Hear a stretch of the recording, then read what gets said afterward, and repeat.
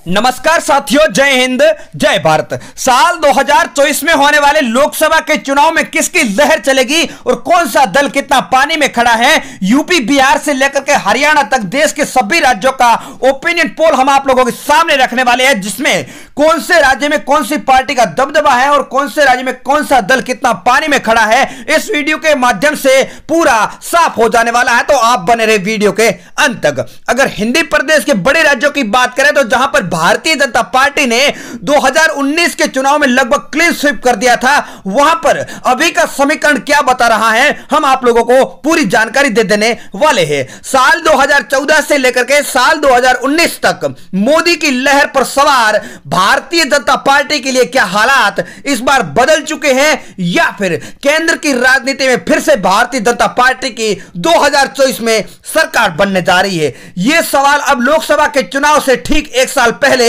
ज्यादा चर्चा में नजर आ रहे हैं। बीते 8 से 9 सालों में कुछ राज्यों की विधानसभा के चुनावों को अगर छोड़ दिया जाए तो उत्तर प्रदेश जैसे बड़े राज्यों में भारतीय जनता पार्टी ने दोबारा सरकार बनाने में कामयाबी पाई है। हिंदी बेल्ट के सभी बड़े राज्यों के अगर वरिष्ठ पत्रकारों और चुनावी विश्लेषज्ञों से हमारी टीम ने जो बात की है, उसमें देश की राजनीति कितनी अहम है और कौन सा दल कितना पानी में खड़ा है, हम इस वीडियो के माध्यम से आपको पूरी जानकारी दे देने वाले हैं। यूपी के पूर्व मुख्यमंत्री अखिलेश यादव ने राहुल गांधी की भारत जोड़ो यात्रा में ना जाकर के केसीआर की रैली में जाना ज्यादा ठीक समझा है। यह उत्तर प्रदेश में कांग्रेस पार्टी के लिए सबसे बड़े झटके से कम नहीं है, क्योंकि केंद्र की सत्ता में बैठने के लिए किसी भी पार्टी के लिए यूपी की लोकसभा की सीटों का बहुमत पाना सबसे बड़ा मायना रखती है। उत्तर प्रदेश में जहां पर ईसीबी आरक्षण के मुद्दे पर एक बार फिर भारतीय जनता पार्टी के साथ सुर से सुर मिलाते नजर आ रहे हैं, तो बीएसपी के सुप्रीमो मायावती की भी सक्रियता बढ़ चुकी है। दोनों ही नेताओं ने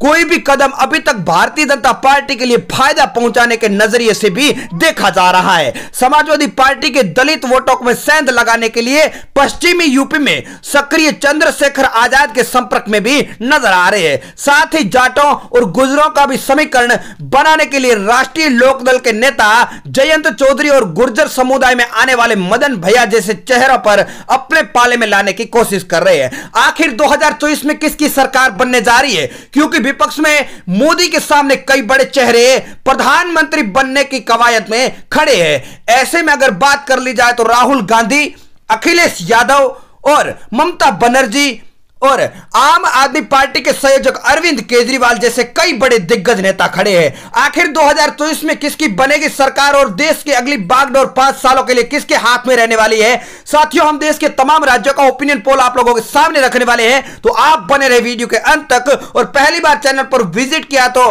करेक्ट न्यूज यूट्यूब चैनल को सब्सक्राइब जरूर कर दें और आप अपने कमेंट के माध्यम से हमें जरूर बताएं कि इस बार देश में किसकी सरकार बनने जा रही है। तो देश का पहला राज्य हमारे सामने बिहार है, जहां पर भारतीय जनता पार्टी को 15 सीटें तो जेडीयू को भी 15 सीटें मिल सकती है, कांग्रेस पार्टी को एक और आरजेडी के खाते में 9 सीटें जा सकती है, टोटल 40 लोकसभा की सीटों में से। अगला राज्य हमारे सामने आ चुका है साथियों, पंजाब, जहां पर 13 लोकसभा की सीटें, यहां पर भारतीय जनता पार्टी को 2 सीटें मिल सकती है, कांग्रेस पार्टी को 4, एसएडी को 2 तो आम आदमी पार्टी के खाते में 5 सीटें जा सकती है, अदर का खाता नहीं खुल सकता है। अगला राज्य हमारे सामने पश्चिमी बंगाल आ चुका है, जहां पर 42 लोकसभा की सीटें हैं। यहां पर पहले नंबर पर टीएमसी यानी तृणमूल कांग्रेस यानी ममता बनर्जी को 26 सीटें मिल सकती है, भारतीय जनता पार्टी को 16 सीटों में संतुष्ट रहना पड़ सकता है, अन्य का खाता नहीं खुल रहा है। अगला राज्य हमारे सामने जम्मू कश्मीर है, जहां पर 6 लोकसभा की सीटें है, बीजेपी पहले नंबर पर 3 सीटों पर कब्जा कर सकती है, कांग्रेस पार्टी को 1, पीडीपी को 1 तो एनसी के खाते में 1 सीट जा सकती है, अदर का खाता जम्मू कश्मीर में नहीं खुलता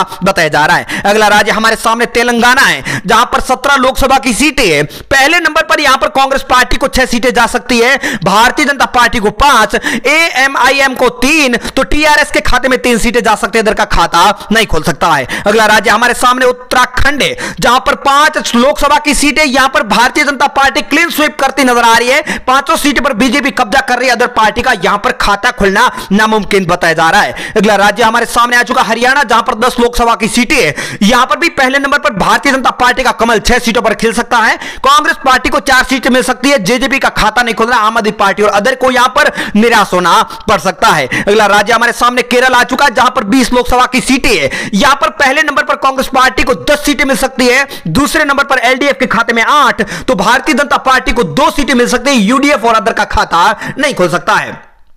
राज्य आ चुका है मेघालय, जहां पर 2 लोकसभा की सीटें हैं। यहां पर भी Bharatiya Janata party clean sweep करती नजर आ रही है, दोनों सीटों पर भाजपा कब्जा कर सकती है, कांग्रेस पार्टी, बीएसपी और समाजवादी पार्टी का यहां पर खाता नहीं खुल सकता है। राज्य आ चुका है दिल्ली, जहां पर 7 लोकसभा की सीटें हैं। यहां पर फिलहाल आम आदमी पार्टी की सरकार है, लेकिन लोकसभा के चुनाव में भारतीय जनता पार्टी के खाते में 5 सीटें जा सकती है, आम आदमी पार्टी को मात्र 2 सीटें मिल सकती है, अदर का खाता नहीं खुल सकता है। राज्य आ चुका है अरुणाचल प्रदेश, जहां पर 2 लोकसभा की सीटें, यहां पर भी Bharatiya Janata party clean sweep कर रही है, 2 सीटों पर बीजेपी कब्जा कर रही है, कांग्रेस पार्टी, बीएसपी और समाजवादी पार्टी का खाता अरुणाचल प्रदेश में नहीं खुलता बताया जा रहा है। राज्य आ चुका छत्तीसगढ़, 11 लोकसभा की सीटें, यहां पर भी पहले नंबर पर भाजपा को 8 सीटें मिल सकती है, कांग्रेस पार्टी को 3, अदर का खाता नहीं खुल रहा है। साथियों, आप देश के किस राज्य से वीडियो देख रहे हैं हमें कमेंट करके जरूर बताएं कि आपके क्षेत्र में किस पार्टी को बढ़त मिलने वाली है। राज्य आ चुका गुजरात, जहां पर 26 लोकसभा की सीटें, बीजेपी को प्रचंड जीत मिल रही है, 23 सीटों पर भाजपा कब्जा कर सकती है, कांग्रेस पार्टी को मात्र 3 सीटें मिलने का अनुमान जताया जा रहा है, बाकी अदर पार्टी का खाता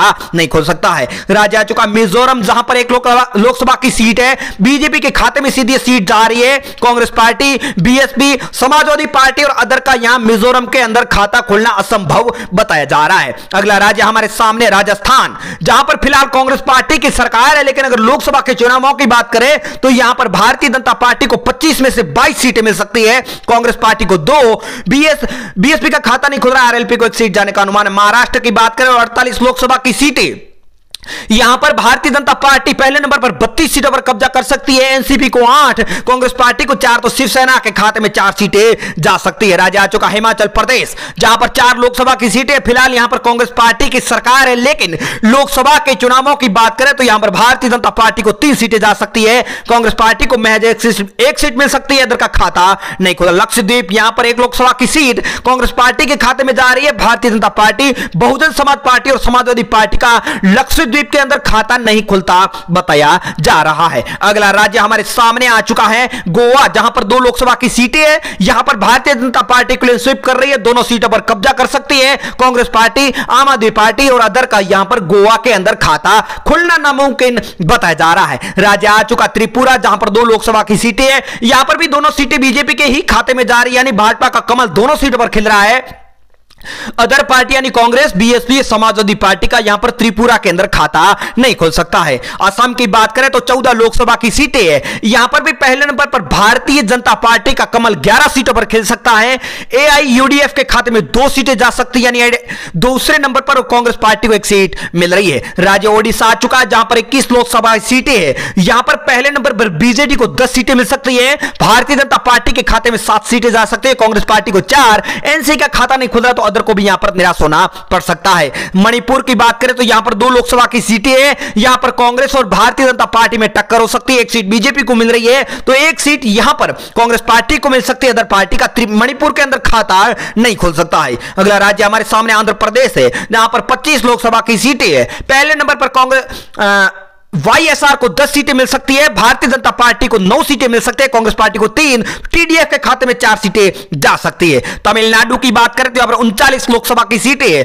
पहले नंबर पर डीएमके को 16 सीटें मिल सकती है, एआईएडीएमके को 15, बीजेपी को मात्र 2 सीटें, तो कांग्रेस पार्टी को 1 सीट में संतुष्ट रहना पड़ सकता है। अगला राज्य उत्तर प्रदेश है, जहां पर 80 लोकसभा की सीटें, यहां पर भारतीय जनता पार्टी को 70 यानी 70 सीटें मिल सकती है, बीएसपी को 2, समाजवादी पार्टी को 7, कांग्रेस पार्टी को मात्र 1 सीट मिल सकती है उत्तर प्रदेश के अंदर। अगला राज्य हमारे सामने आ चुका कर्नाटक, जहां पर 28 लोकसभा की सीटें, यहां पर भारतीय जनता पार्टी का कमल 19 सीटों पर खिल सकता है, कांग्रेस पार्टी को 6 सीटें, जेडीएस को 3, बीएसपी का खाता नहीं खुल रहा है तो अदर का भी खाता नहीं खुल सकता है। अगला राज्य हमारे सामने चंडीगढ़, जहां पर 1 लोकसभा की सीट है, भारतीय जनता पार्टी के खाते में जा रही है, Congress party, BSP, Samajwadi party और अदर पार्टी का यहां पर चंडीगढ़ के अंदर खाता नहीं खुल सकता है। अगला राज्य हमारे सामने आ चुका है मध्य प्रदेश, जहां पर 29 लोकसभा की सीटें, यहां पर पहले नंबर पर भारतीय जनता पार्टी को 24 सीटें मिल सकती है, कांग्रेस पार्टी को 3, बीएसपी को 2, तो अदर पार्टी का यहां पर मध्य प्रदेश के अंदर खाता नहीं खुलता बताया जा रहा है। अंत में बात कर लेते हैं झारखंड की 14 सीटों की, तो यहां पर भी भारतीय जनता पार्टी को 9 सीटें मिल सकती है, जेएमएम को 3, कांग्रेस पार्टी को मात्र 2, आरजेडी और अदर पार्टी का झारखंड के अंदर खाता खुलना नामुमकिन बताया जा रहा है।